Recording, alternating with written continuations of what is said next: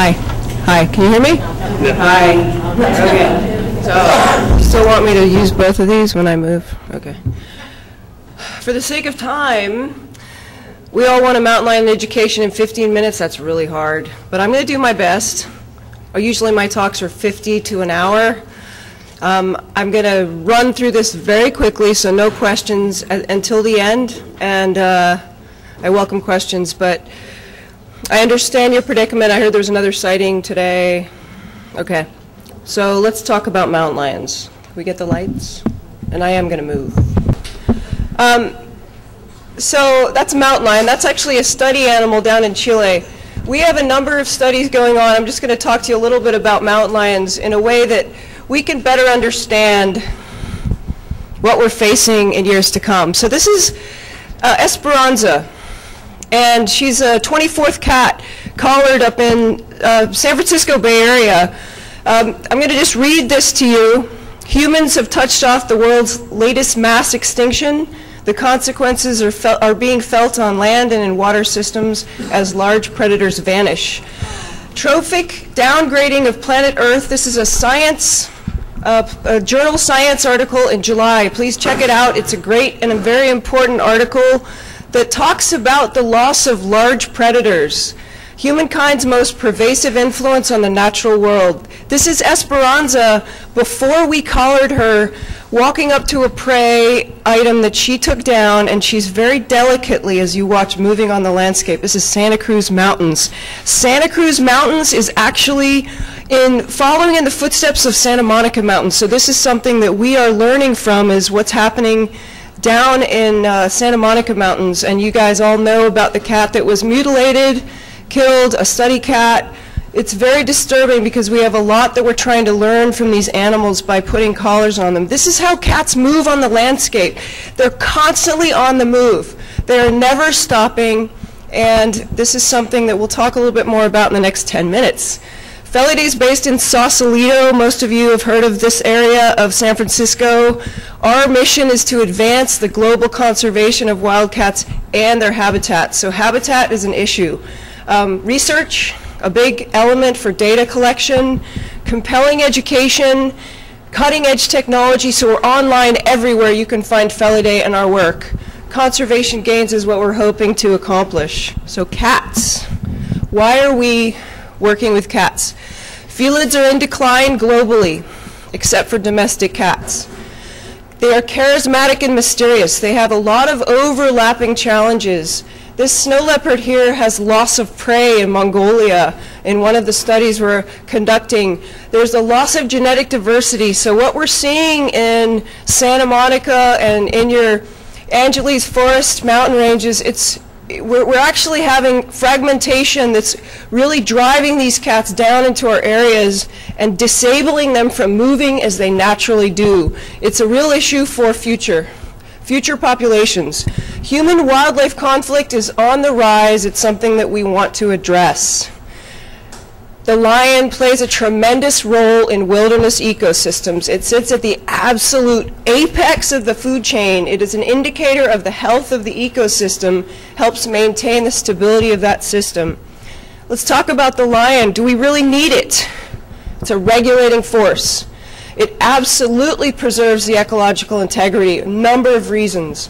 Benefits for other species. It has the greatest habitat size needs. We'll talk about home range sizes are immense. And the prey that mountain lion take down feed a spectrum of other species. Loss of other top predators, the grizzly, the wolf. It really means we need the mountain lion on the landscape. It's the last hope for all of us where these have been extirpated for ecological balance.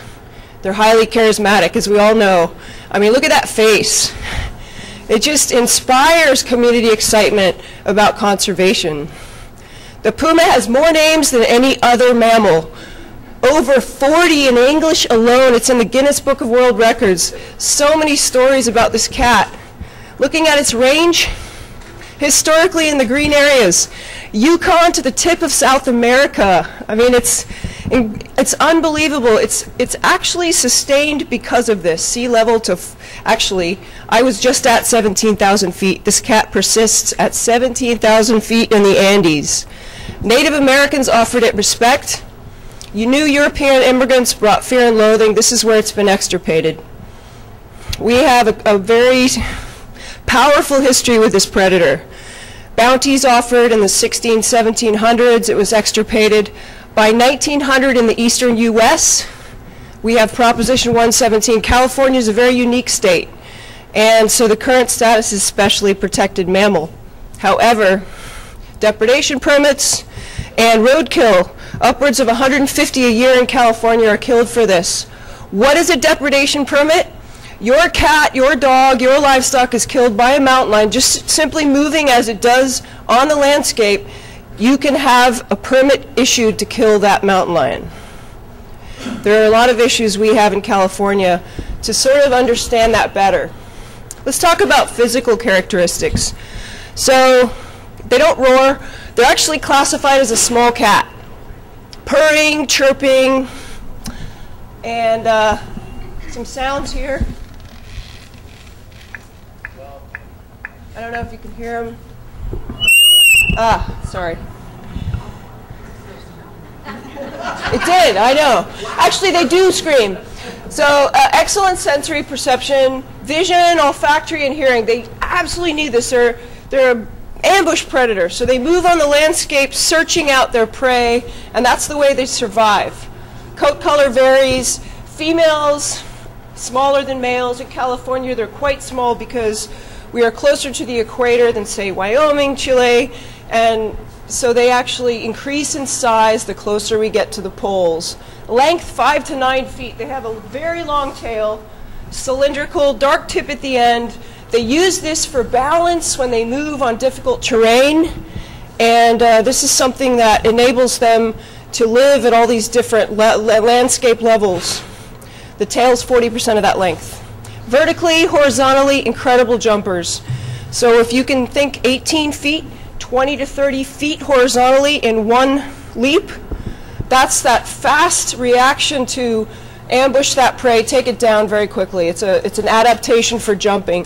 6,000 calories a day is typical. 1 deer a week for a male 4 to 5 years old. These are the vocalizations.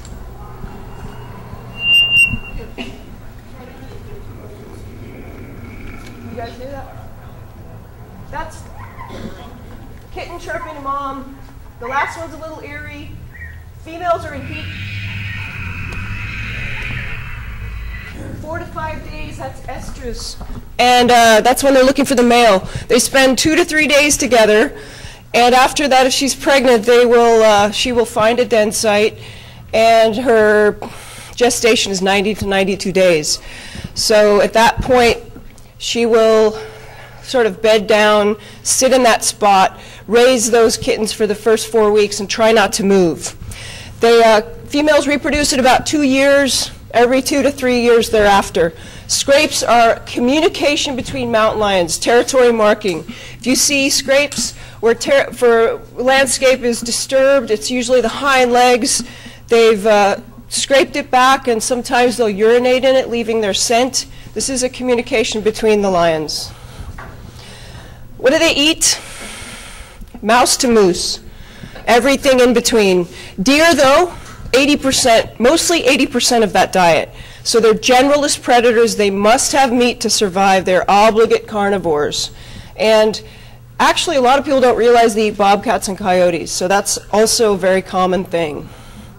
There's the cat up in the tree, stalk, sprint, ambush. The bighorn down below, very common, a quick bite to the back of the neck, severs the spinal column, and it's a very quick death. And then it enables them to feed for a week. They'll sit on this for 2 to 3, 4 days at times, close by, sometimes right next to it. They'll cache the prey, and they feed on the rich organs first. So they feed on the liver, the kidneys, and then they work their way up. So if you actually see a kill where it's nibbled at the back hind legs, that's not a mountain lion. That's actually coyotes or a bobcat. And this is a very unique style for the mountain lion. They're native to the Americas. Largest geographical range of any land mammal, except for humans, all of us in this room. They persist in low densities. So the low densities, what that means is a female needs 50 square miles for a range. A male, 100 to 400. I mean, 400 in areas where I just was, the Andes. Low density.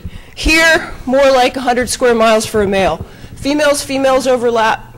Females, males will overlap. So a male will have 2, maybe 3 females within his range.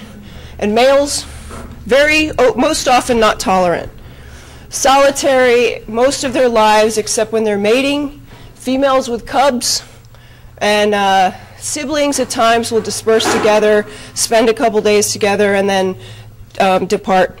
Females are pregnant or raising young almost 3/4 of their lives. So if a female is killed for any reason, the chances are very good you're killing another couple of cats along with her. They're very dependent on the mother for close to 2 years. Kittens. Really adorable. Look at those big paws, though. This kitten here is 6 weeks and growing rapidly. Born blind, eyes open at about 2 weeks.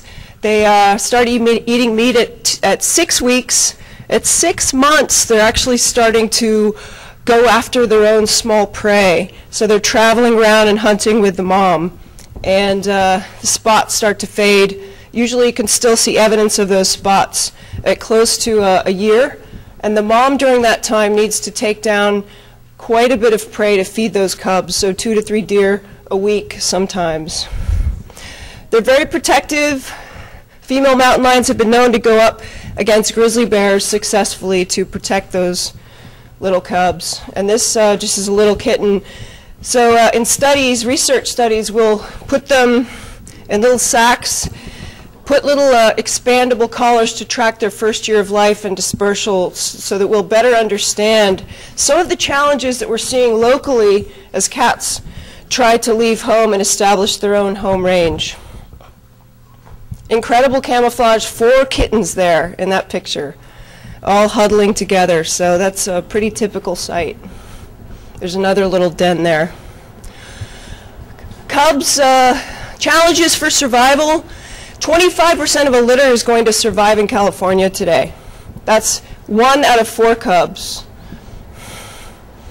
They need to stay with the mother, for close to 2 years. That's 3 cubs there. I don't know if one of those cubs survived. That's in Wyoming. Depredation is the leading cause of death, mortality for mountain lions in California. Roadkill is second. Poaching is a number we don't know how high it is, but we know it's quite high. Poisoning, rat poisons, anticoagulants are an increasing issue as a result of the study in Santa Monica Mountains. Public safety is the lowest number on this list, the average of about 3 cats a year. California today, a bunch of research questions we're hoping to answer. Fragmented habitat, I'm going to highlight loss of natural movement corridors. You guys are seeing cats because they cannot move as they naturally would. Genetic diversity is impacted. Unhealthy ecosystems. We need these cats. Conservation challenges. So just real quick, Santa Monica Mountains, Santa Cruz Mountains, where we are coming down from. Imminent danger. Connection points are lost. So we have local extinctions underway. This leads to larger extinctions. Santa Monica pumas connect to multiple habitat areas. Those are cut off. These guys are resilient, but we are at a point in our era where they can fall to insignificance, and these local extinctions will expand. So we have to get ahead of the problem. If we take the apex predator out, what happens? This is an apex predator. Deer populations, well, I know you guys probably all know people on the East Coast. Lyme disease shoots way up. So lions take out diseased, weakened prey, naturally keeping the system healthy. So we want to keep the disease down. They need to be there. Unchecked grazing by deer, they wipe out all the vegetation from our knees down, removing the vegetation for songbirds and other species, and those species do not survive. Public consciousness. I know this community really cares about cats, and so we have a lot of increasing sightings, encounters, concern, news reports, public anxiety. Education is essential for people to understand the role of these cats and how they actually move on the landscape and how they want nothing to do with humans. And if they could play a role in their movement, it would be to stay out of our towns, which they've done pretty well. Super quick, Grand Canyon study, 2 years of data. Cats sleeping, living within 20 meters of all the tourist trails, GPS collars, no one ever saw a cat, not once. So this is an increasingly rare, increasingly on the rise issue. Santa Monica Mountains, so this is a local extinction sort of underway. 5 to 10 cats left in Santa Monica Mountains. This cat is upset just because he's stuck in the snare there, so he's angry because he can't run away. These cats I have been in the field for close to 10 years with 2 of us at times, working with lions. Never has a cat come after us. And we have taken their kittens in front of them. We've worked with these cats. They just want to get away. They don't like humans, and we're not on their menu. Bay Area Puma Project, I'm not going to go into it. Follow us. We're actually all over the web. Like I said, I left a lot of literature, but this is very similar to what's happening down south. We talk to a lot of communities about the presence of these animals. See the ranges in this map of the Bay Area. They just want to move from one range to the next. And the problem is they can't do that anymore. So we are in the way. And a lot of our roadways, freeways, cats being hit on freeways are the issue for these cats. Again, Santa Cruz study, very, very high-tech study with the latest technology to understand the future for these cats and how we can protect them. A lot of workup, just a couple of workup shots here, and then I'm going to finish up fairly soon, but I want to show you just a couple of clips. This relates to Santa Monica Mountains. We have 2 points out of Santa Cruz Mountains left. See all the human population on both sides of that? They're trying to go from one spot to the next. They don't want to be around us. The lower one is Pajaro. That little winding green area is where they can hide and move to the range across the way. They don't want to be on our agricultural lands or in our towns. Some data. Squares are males, females are the round circles. Look at the difference in home ranges. Quite a massive difference. The males are always moving, and the females, as you heard, are mostly raising young and pregnant. Female ranges there, males overlapped, and that just slapped into the habitat there. This is Southern Cal. This is Irvine. 91. Residential area to the right, 6 months of data for a male mountain lion. Left, Irvine Regional Park and 241. That cat cannot move out of that area. He's stuck, 91, he never gets over. He never goes into the residential area, and he jumps over that 241 or makes it over a couple times. But the absolute death zone for a cat is to be trapped, and this cat was trapped. So we're seeing a lot more of this, and this is up north, but these culverts under the freeways, I know that down here Caltrans is also working with local research to implement some movement under the freeway as opposed to over. This is up in Banff in Canada. We don't have these in North America yet, or I mean in US, but these are about $4 or $5 million. So just some real quick clips. Cats doing what they do. Moving without humans around, so remote cameras, really trying to connect, disperse. This is a collared cat with 2 of her cubs. One of those cubs died right after that, depredation permit. Scrape site, a lot of lions sometimes move through the same scrape site. These are 4 or 5 month-old lions. Very curious with the camera. They keep coming back to check it out. A cat just caching its kill here. The natural thing, wants to feed on that prey, so wants to be able to come back and it's not been preyed on by others. There's a kitten up in the left there just playing with the mom's tail. She's trying to feed and he's like, I just want to play. Down to the left, two cubs are going to roll out of the bushes there. They're playing hide and seek. And, you know, again, in their own little world.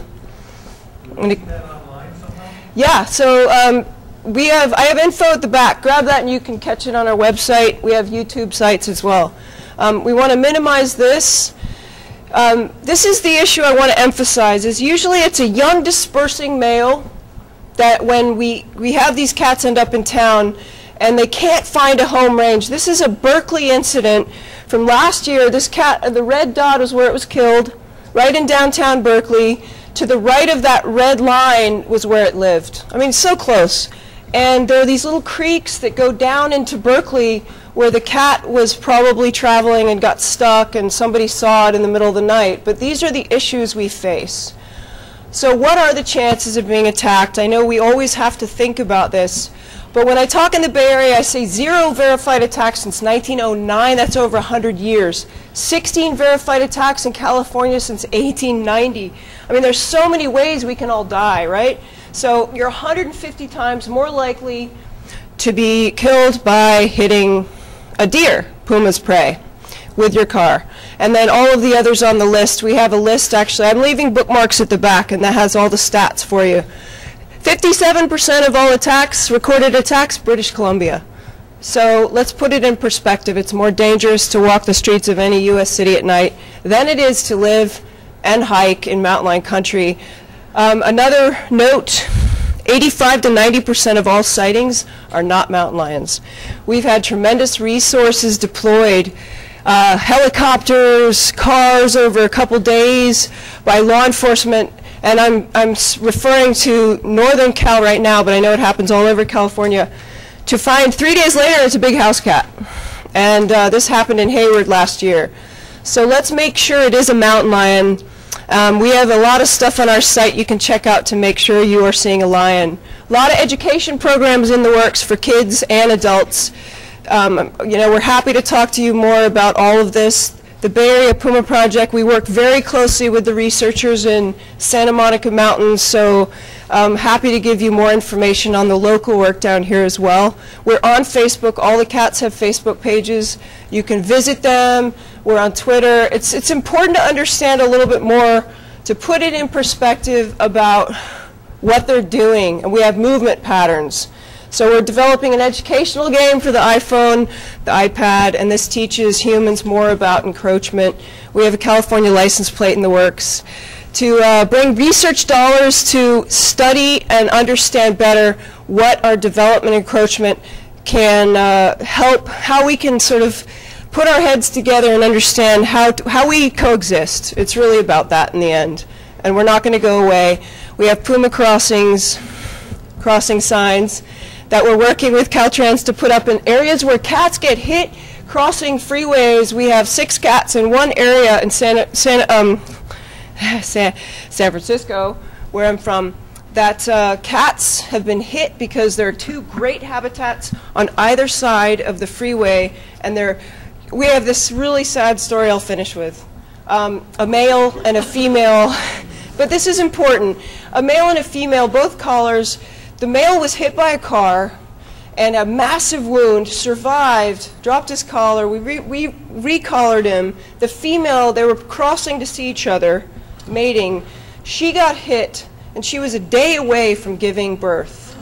And so she died. He's still alive. This is sort of the drama story of the pumas, but it's very sad when they can't get across our roads.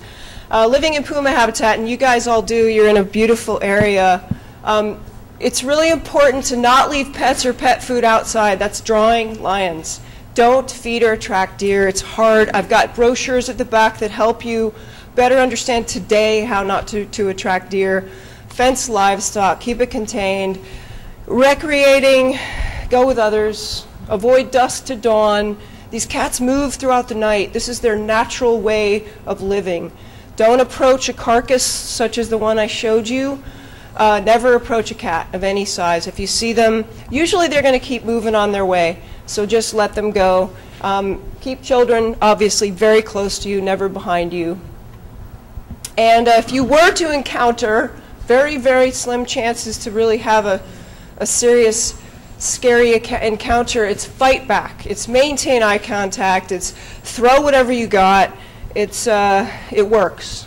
Speak loudly, yell, appear large, throw anything. Pick up children and don't run away. Don't throw children, but pick them up. Yeah. Sort of like put the mask on yourself on the plane before, but no, keep the children with you. So this is a cat who's trying to actually, this is Santa Monica Mountains, trying to appear, this is not threatening actually. This cat's trying to appear invisible. Believe it or not, his ear's down. He's like, I really hope they don't see me right now. Please just make them go away. This cat's really pissed off and he's like, I am angry. So that's when you know you have an issue. And it's actually important to understand the difference. Mountain lion, bobcat's totally different. I like to finish up just by showing people so we're very clear. Short tail bobcat, long tail mountain lion, long lanky body. The little kitten of the mountain lion down there at the bottom even looks quite different from the bobcat.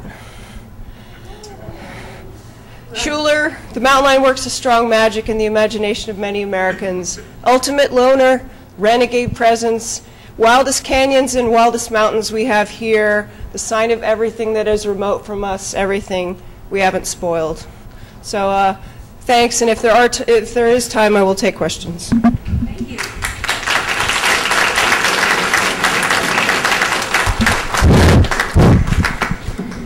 I think it's this one. Okay, I'm sure we have some. We have a moment? We have a moment. Yeah, I got like 5 minutes. Ricky, did you have a question? I have so much information, you guys. I'd love to share so much more, but we give a lot of talks. So if we're back in the area, just check our website, and we're happy you can get the full talk. But if you have questions relating to There's two questions up here, yeah. One over here and one over there. My question is this: as a community, we've had trouble with trying to keep out development in our hillsides, right? And we've been kind of losing this battle. Is there a way that your organization can put something together in support of not taking away the habitats for our mountain lions that are up here? So simply yes. Yes, and I can work with you on that. Great. So my card's in the back. Happy to. Yeah, okay. We're doing that up in the Northern California area. Yeah. Great.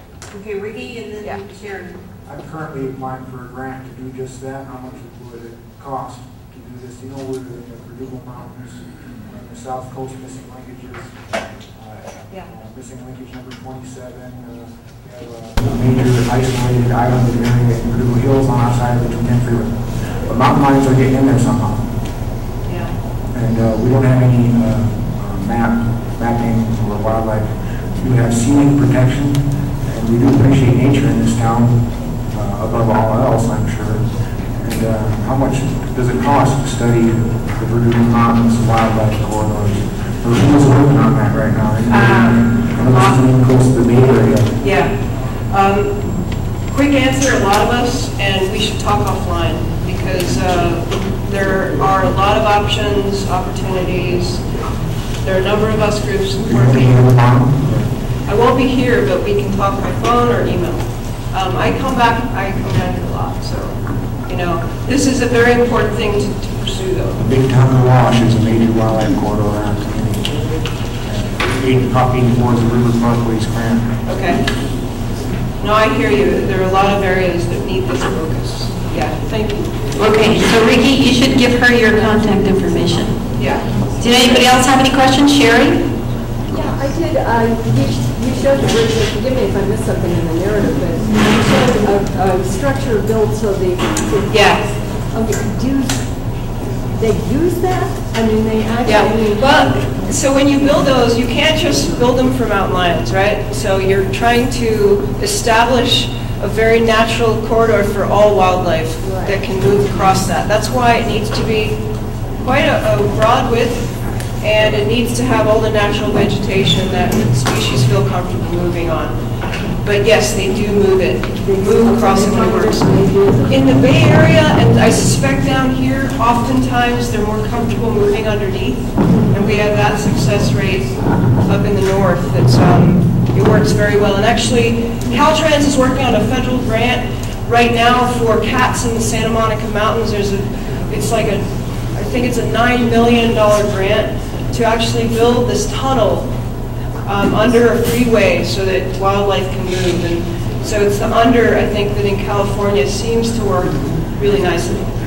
Yeah.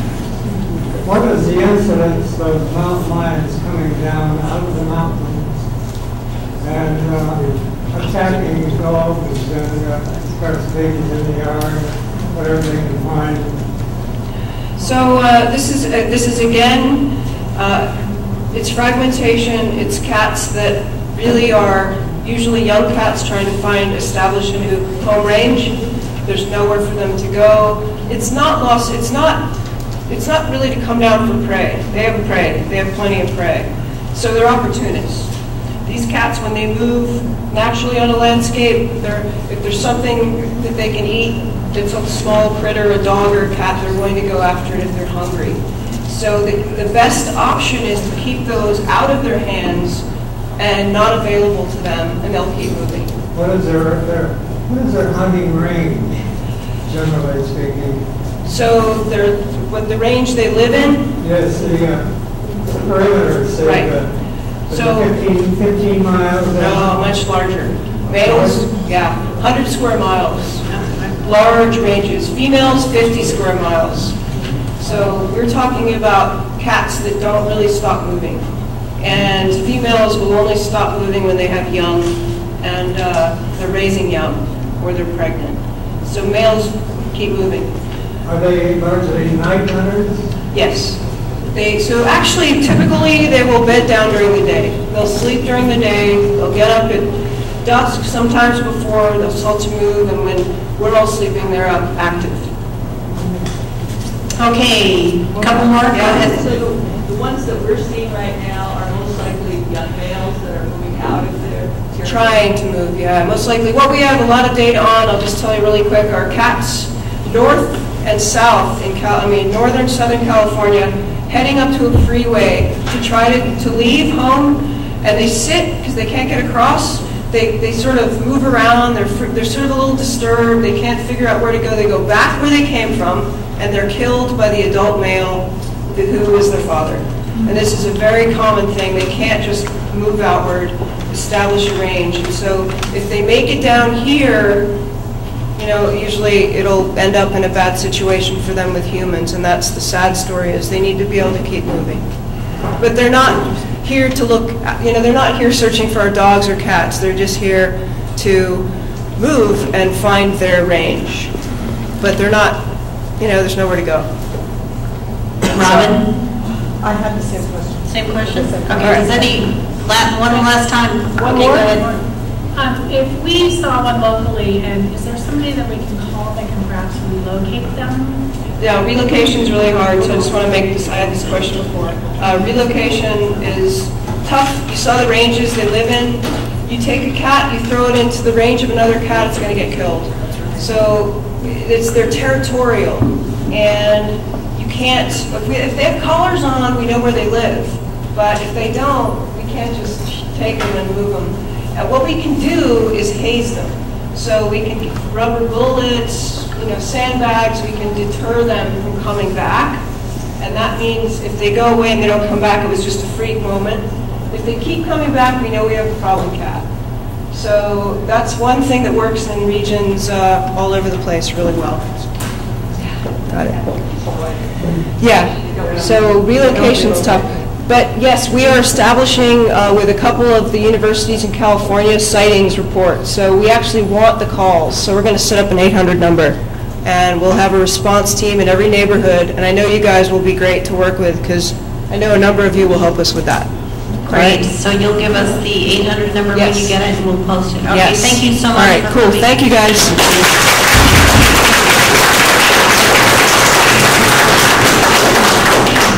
Okay, so I'm going to do things